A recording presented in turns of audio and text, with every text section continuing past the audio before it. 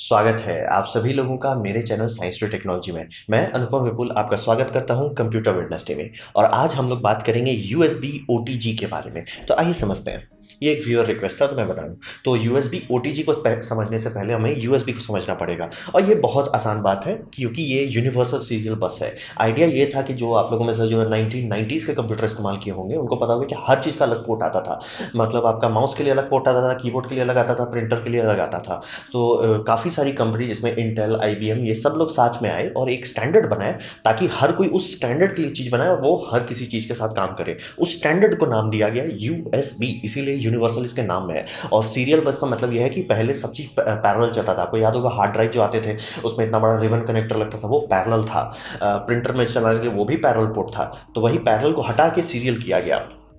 और इसको अब हम लोग हर समय दिन रात सुबह शाम इस्तेमाल करते हैं, इसमें आपको बताने की तो ज़रूरत है नहीं।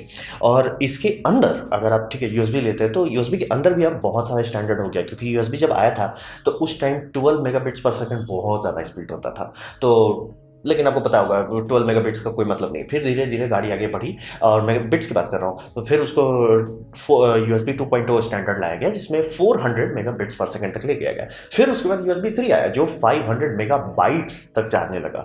तो मतलब यूएसबी 3 अगर नॉर्मल यूएसबी 3 है तो आप सेटा 3 के लेवल पे चल रहे हैं। यानी कि अगर आपके कंप्यूटर में कोई भी हार्ड ड्राइव है, चाहे एसएसडी हो चाहे कुछ भी हो, अगर वो सेटा का इस्तेमाल करके कनेक्टेड है, आप ऑलमोस्ट उसका स्पीड पे चल रहे हैं। तो यही समझिए कि इसमें बहुत सारे स्टैंडर्ड्स हैं, लेकिन सब बैकवर्ड्स कंपैटिबल बनाया जाता है। यानी कि यूएसबी 3 का इक्विपमेंट यूएसबी 2 के साथ बात कर सकता है। आपका 3.0 का पेन ड्राइव है, वो 2.0 में लगेगा, काम करेगा, बस धीमा चलेगा। तो ये समझिए ये हो गया स्टैंडर्ड। और स्टैंडर्ड के मामले में एक चीज़ और समझना बहुत ज़रूरी है आपका कि इसमें स्टैंडर्ड दो अलग अलग तरीके के होते हैं, फिजिकल स्टैंडर्ड और प्रोटोकॉल स्टैंडर्ड। फिजिकल स्टैंडर्ड आप देख के समझ सकते हो कि किस तरह का है, पोर्ट है, ये है। लेकिन प्रोटोकॉल के मामले में कई बार लोग धोखा खा जाते हैं। जैसे कि बहुत सारे मोबाइल फ़ोन में यूएसबी सी होता है। अब यूएसबी सी एक नया स्टैंडर्ड है तो काफ़ी लोग सोचते हैं कि उसमें यूएसबी 3 का डेटा ट्रांसफर स्पीड होगा। वहीं आपको कुछ वन प्लस में मिल जाएगा, कुछ सैमसंग में मिल जाएगा, लेकिन सैमसंग में कुछ में नहीं मिलेगा और वन प्लस में भी कुछ पुराने मॉडल्स में आपको नहीं मिलेगा यूएसबी 3 का, क्योंकि प्रोटोकॉल डिफरेंट है। मतलब तार नहीं है उतना, मतलब ये बहुत सारा हौच-पौच हो जाता है क्योंकि ये सॉफ्टवेयर भी अलग चल रहा है, फिजिकल लेयर भी अलग चल रहा है। तो आपको थोड़ा टाइम देना पड़ेगा। अब बात बनता है कि इतना हौच-पौच हुआ क्यों? यूएसबी में ये सब हौच-पौच क्यों हुआ जबकि बनाने वाले ही बना रहे थे कि इसको यूनिवर्सल बनाओ।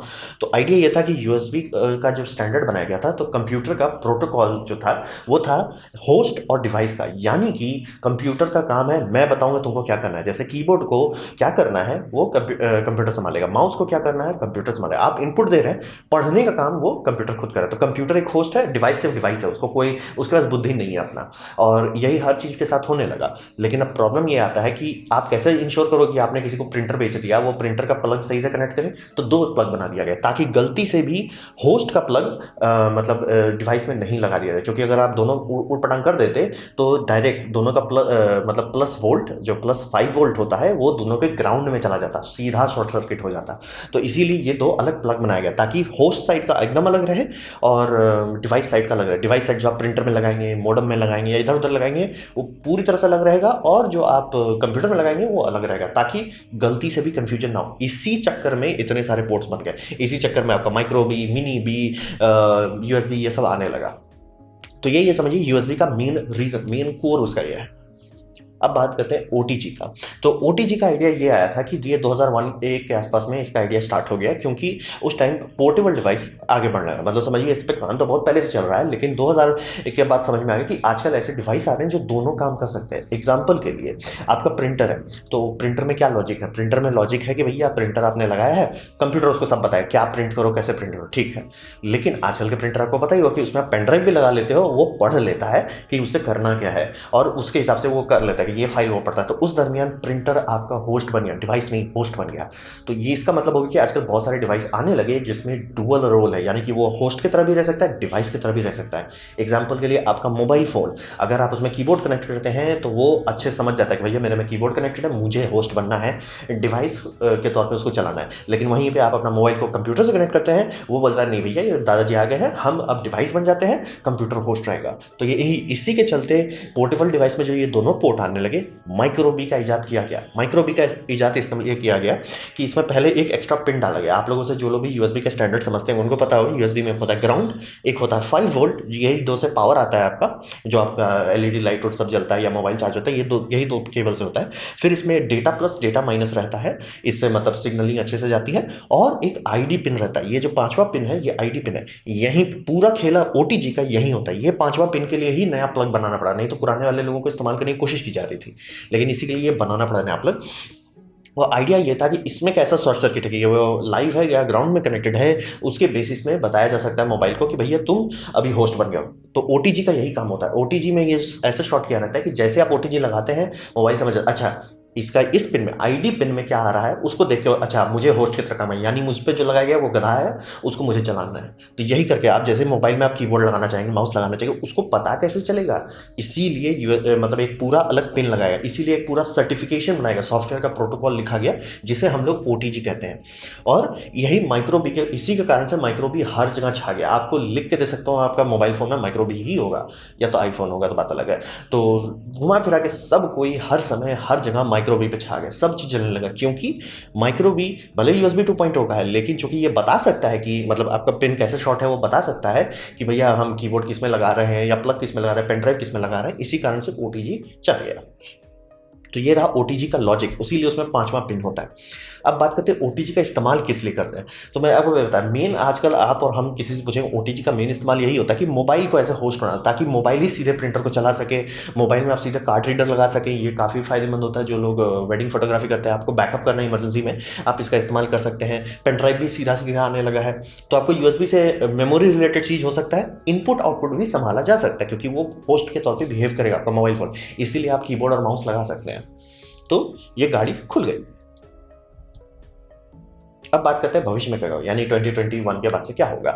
तो हिसाब ये समझिए कि ये भी नहीं चला, मतलब माइक्रोबी भी चला, लेकिन माइक्रोबी में आपको पता है सिर्फ 2 डेटा लाइन है, यानी कि वो यूएसबी 3 का स्पीड नहीं दे सकता है। यूएसबी 3 का तार आप खोल के देखेंगे तो उसमें 2 एक्स्ट्रा पेयर होता है जो डेटा को भेजने के लिए रखा जाता है, तभी जाके वो उतना हाई स्पीड दे पाता है।